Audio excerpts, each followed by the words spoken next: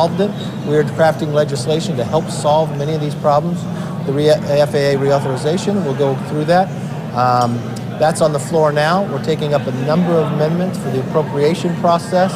I know this is unusual if you this side because not a lot gets done over there, but really after the debt ceiling, putting a provision in if you don't get the 12 bills done, a 1% cut. I'm actually proud of the Senate to actually have through the committees getting some of their work done. That's a new day, but I do want to remind the Senate, I will not put an omnibus on the floor of the House. We should do our work, we should do our job, and I'm thankful that you're here in Statuary Hall, continuing to see that this is the people's house.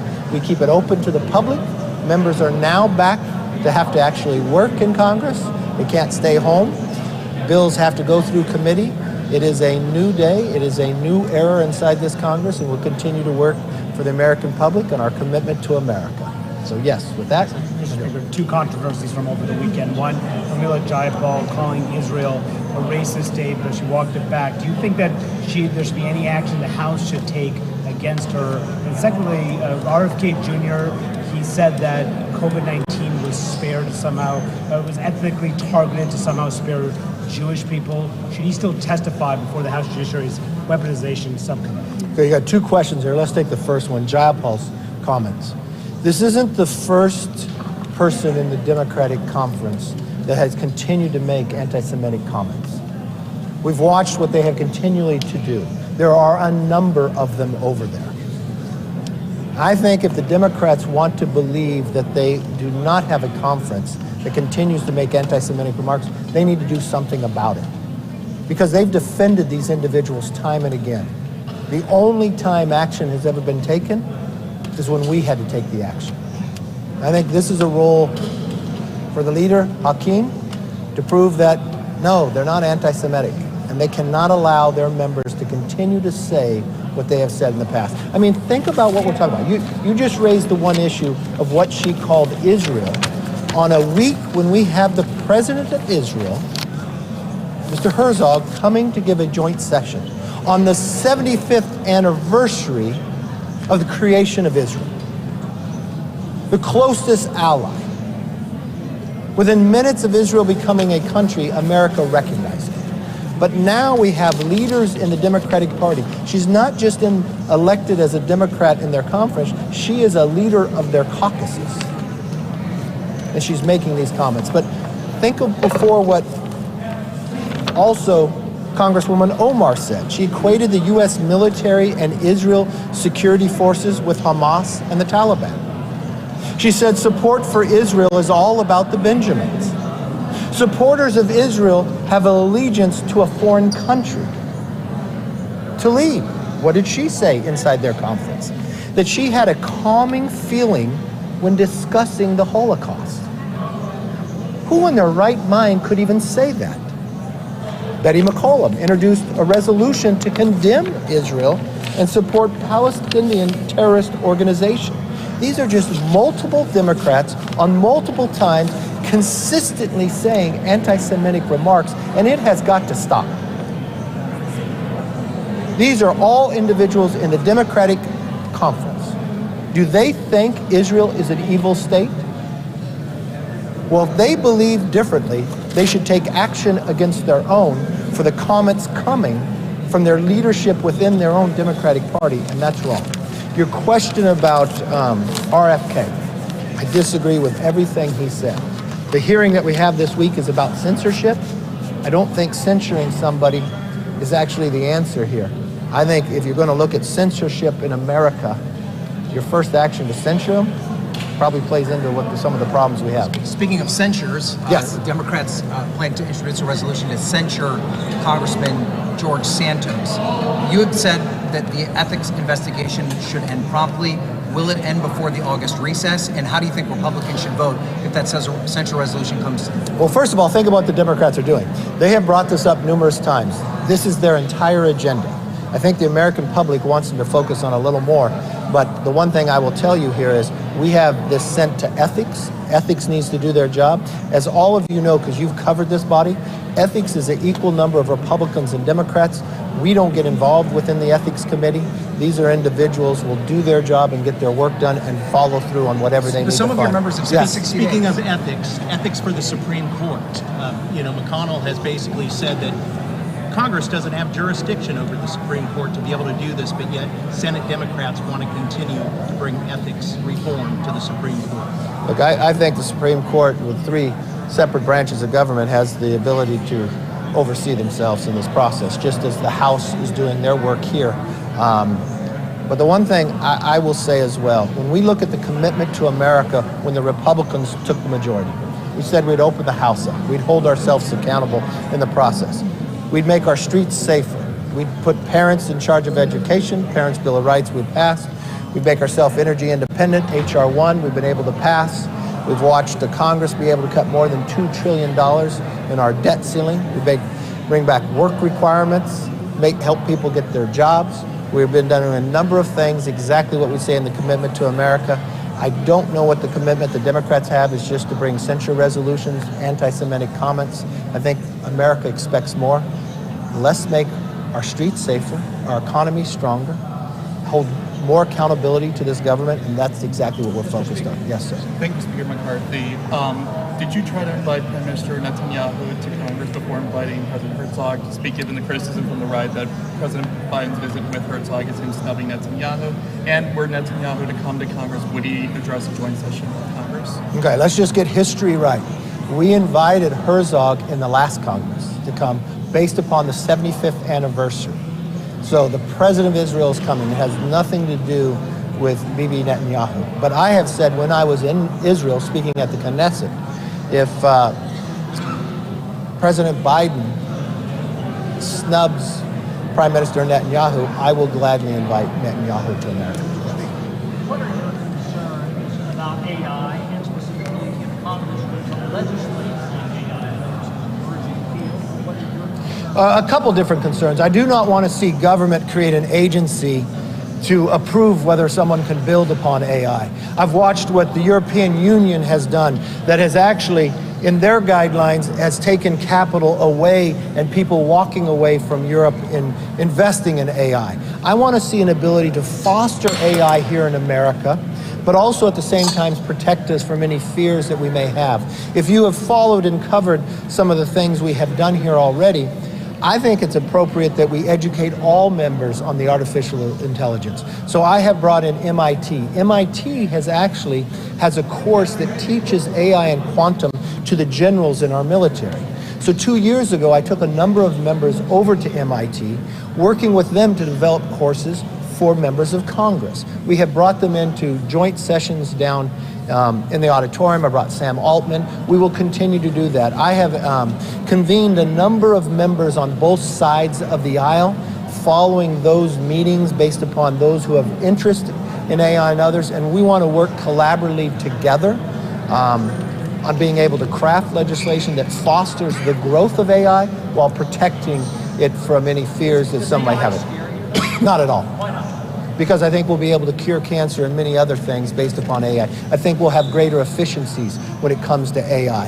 I think we can actually be able to foster a lot of positives through artificial intelligence. Why wouldn't we want to advance America? Why wouldn't we want to advance society? Why wouldn't we want to make somebody safer?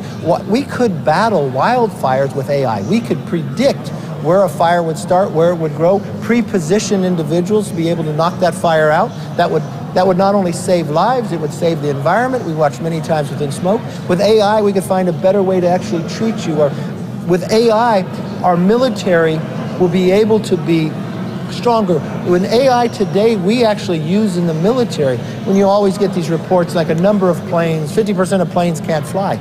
We use AI to predict the part that is going to fail in the plane, so now we're up to 75 and 85% of planes that can fly because we changed that part before it collapses upon itself. AI can help government save money, provide a greater service, be more efficient. I'm always looking for improvements, and that's where AI can be. Now, the fear of other things, that's what we can look to make sure we can protect. But I'm one who believes that tomorrow is going to be greater than today, and I'm one who firmly believes America has had the greatest advancement, especially in technology, and we should be the leaders in this, and really how government handles this will determine if America continues to lead in technology. Can you talk about appropriations? Yes. When you expect to start voting, how you will bring bills to the floor, and will the Freedom Caucus get to see all 12 bills before the floor? Well, you know, the most important thing is not the Freedom Caucus, it's America. You know, I know this is different than Washington, but the new thing here, because we have now become the majority based upon the American public trusting us, we have kept our word. The bills now get 72 hours to read them. You can now see the 12 appropriation bills that have come out. That's unheard of. You actually have to ask this question. But unfortunately for America to understand, that's how Democrats ran this place, that people couldn't see what you could vote on. So we like America to know we're not ashamed of the work we're doing. We want people to see that this is their house. This is their money of how it's supposed to be spent, and they should have a say in it. And that's exactly what we're going to do. But we have already put out forth a number of the appropriations bills to start offering amendments to. I believe 3 of them we noticed on Friday. I think it was Milcon, I think it was Ag, and Defense. So those will be the first that would come to the floor, but we want people plenty of time to be able to offer more amendments. I know last week a number of you were really concerned that I was offering amendments to the NDAA. Let me be very clear to all of you. We like the idea that all members have some say in what bill's done. That's the way government is supposed to be designed in a republic, in a democracy that we have here. So that may be different in a new Congress, that people actually have a say and could have more input. And you could actually have an amendment you vote on and it can fail. Or you could have an amendment that could pass and improve the bill. That's the will of the people, that's the will of the House, and that will take place. So when's the question of the floor? Next week we'll start with the program. On Yes. the FAA bill about amendments, there's a couple amendments tonight from Ms. Miller and Ms. Green about ending funding for inclusion equity programs in that agency. What do you make of those? And I ask because Leader Jeffries last week said those bills are sympathetic to white supremacy, in his words. I'm not quite sure what you're talking about. Amendments are offered on the floor so people could have their input, people could debate them, and people could actually find the truth behind it instead of just putting some taglines. So we'll look forward to see how it On goes. student loans, President Biden's student loan program, some say it's going to cost $558 billion more than what was expected. You know, the Supreme Court has made a decision on that. I'm not quite sure what the president's thinking about doing.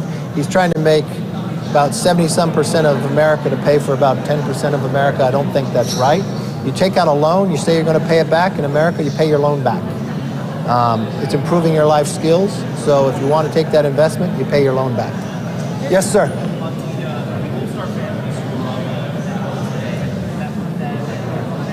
No, I will meet with the 13 Gold Star families. The main purpose, I want to make sure that their loved ones are never forgotten and the sacrifices that they made. This is a personal meeting, and I'm not going to share what goes on it, but I want these families to know that their loved ones will never be forgotten, that their sacrifices that they made, that this country is very grateful. And I've met with some of them before, and I will continue to meet with them to express our gratitude for the service that their children, their loved ones, their brothers, their sisters, what they have done. On FAA again, there's a debate about pilot age requirements, about DCA slots. Do you have any thoughts on that particular? It's going across parties. What are your views on that? No, I think these are good discussions, healthy discussions. The one thing that we found are people are living longer. It's unique about, that's a good thing, people live longer, and people want to continue to work more. And the one thing we've learned about pilots, even if you read Malcolm Gladwell's books, 10,000 hours, you have proven something. We have requirements for how long somebody has to train, how many hours before they go. This is actually good for the workforce. If people want to continue to work and they have a lot of experience with a lot of flight hours, that's actually a very positive thing for flight safety. We've watched that we have a pilot shortage, that we're looking at a number of cancellations. So if we could have more people working with more experience for a longer term and they get to make that decision, that's called freedom in America and safer travel and solving some problems. So I think that's a pretty positive thing. One other thing, a committee's just notified a UAP hearing Do you believe in extraterrestrial life? Hey, look, I will continue to see, but I think if we had found a UFO, I think the Department of Defense would tell us because they'd probably want to request more money. So I'd love to see whatever facts and information we have, and it's good. I'm very supportive of letting the American public see whatever we have, where we go. Do you think that you can pass all appropriations bills by funding deadlines September 30th? And if not, will you have any conditions on a continuing resolution? Thank you for reminding me the day of the week. It's Monday. And on Monday, you reporters ask me, can I pass a bill by a certain date? So you just asked me a question about 12 appropriation bills. This is the entire funding outside of mandatory spending. But not one part of your question dealt with any policy within those 12 bills. Your concern is, will we pass it by a certain day, and could we pass all of them, and whether there'd be a CR. Okay? So what's interesting to me is you always ask me about a lot of bills, but no one really quite asked me about policy very much, but you did. Thank you. We will get our bills passed, like I said we will. This is a new Congress with new leadership. So in the old Congress, I understand why you want to ask that question, because you ask it to me every single Monday. And by the time we get to the final part of the week, tomorrow you're going to ask me, would I still bring it up this week because you think it's going to collapse, and will I still be speaker? Then by Wednesday, you're going to ask me, are you sure it's going to be brought up? Then on Thursday, when it passes, you're going to say, well, that was no big deal. And then we're going to come right back down to Monday.